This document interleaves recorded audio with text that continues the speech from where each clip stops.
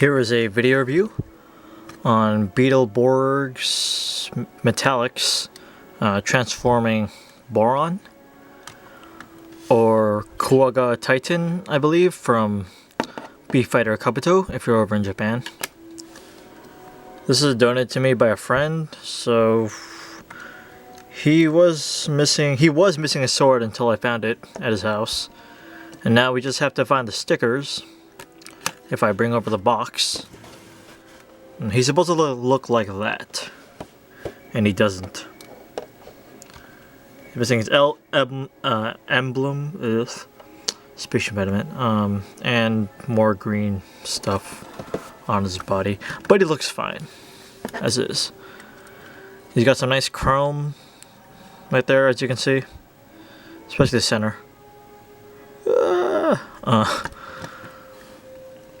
It came with an instruction sheet, probably. I didn't get that. A decal sheet, which, well, is somewhere at his house. His rubber sword, which I don't like that it's not pointed. I don't like that. And a data card. If you can read that, it's nature, energy, thunder power. I guess this is for the toys that came out at the time. Like, you could plug it into the gun or those electronic toys, electronic figures, and get different sound effects. As I read them through these ridges right here. But I don't have any of those, so it means nothing to me.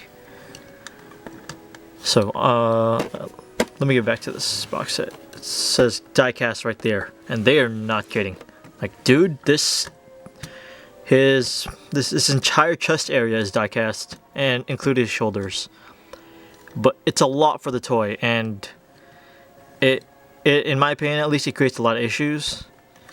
One issue right now, which you can probably see a bit, I'm gonna move this out, is this opens up for a transformation.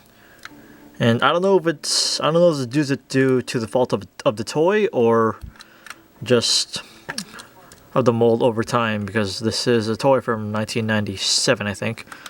Yeah, it doesn't like to stay in properly. It doesn't lock in. It doesn't clip in. It just kind of sits through very, very crappy friction. So there's that. Another thing right now is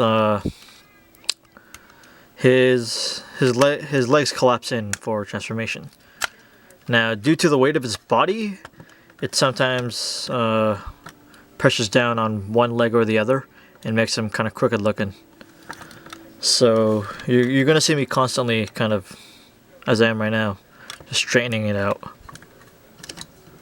Articulation is pretty. It's not there. It's a Jogoken toy. It's the kind you'd expect from a Megazord, whatnot. He has really nice articulation on his shoulders, and his arms go about that far. So you're not getting much. Nothing else moves. His head is stationary. His legs, they move inward, if that counts. And crap, it's stuck. A lot of issues I find with this figure. So let's try to transform him on here. Actually, let's do Sass Comparison first. This guy stands around 9 inches tall. Put him with Deluxe Drift, Generations Drift. It goes up to around his stomach, so that's fine. Kind of a large scale Voyager. Let's try to transform him. So fold in his arms like that. He's actually packaged like this. The styrofoam, I noticed, is you have to have his arm folded out like this, which is kind of weird. Get his arms out of the way while we work on his legs. Fold in his feet. Open this up. And you're gonna assume that you collapse these and then put them in, but because of the way, if you do that, I'll show you what happens. Do that, and then because of the way the plastic and this metal thing here is molded, what you want to do actually is fold it in and then collapse it while it's inside, and then that'll kind of stay. See.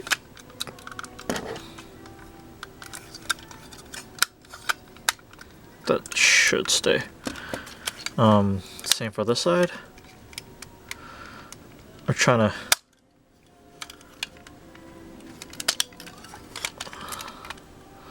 And problem here already, it doesn't really collapse in. I don't know why. There's that.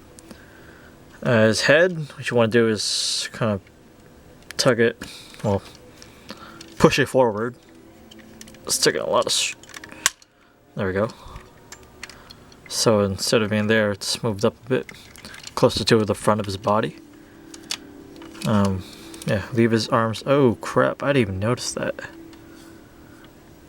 Oh, just getting scratches on here just because I've struggled with transforming this before. Like, I think I'm starting to hate this toy.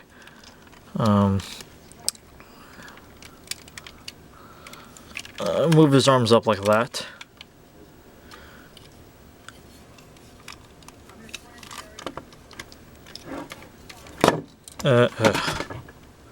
Something fell. I don't know what it was. Crap. This is gonna get very annoying. And I can do this side. Okay, let's try doing the other side first. And basically, you're just trying to get it to cover up his head.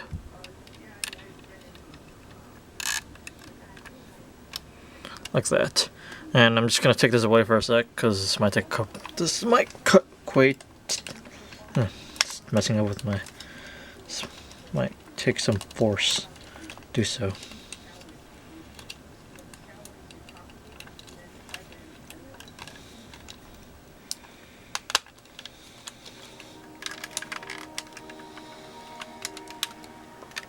And then you have that thing right there. And if I had the stickers, they'd be covering up all these screw holes. And last little touch, fold out his legs, which as you saw earlier were kind of popping off. Little insect legs. And they all fold out. Like, position them however you prefer. They all go like that. I'm just on the camera. And there you have him in beetle mode. And really, not everything's closing up like that. That's not right. That's very open. So you could say I kind of hate this toy just because of how difficult it can be. Things don't line up right. It's really the die cast that kills it for me. It could have been a great toy. You can't do anything with the sword. Just kind of. Well, let's try to find a way. Just give him like an alternate weapon mode. I don't know. Do something like that, and maybe that works for you if you want. Looks kind of stupid actually. But yeah, doesn't do much for me. It's very hefty. It's very. If you want to collect it, I guess you can. If you want to like. If you want it. I was going to go into why this is kind of an exclusive. That's because let me turn around the other side and go back up. You see the golden one over there, the Roboborg, or the Kabuterion in Japan, as I think it was called. This is the original mold, and this was in the show, in the Japanese version as well, but they never released a toy of it. So I guess if Japanese fans wanted Kuwaga Titan, they would have to buy Boron. And they're essentially the same mold, just added things here and there. But there he is, Boron, Beetleborgs Metallix Boron.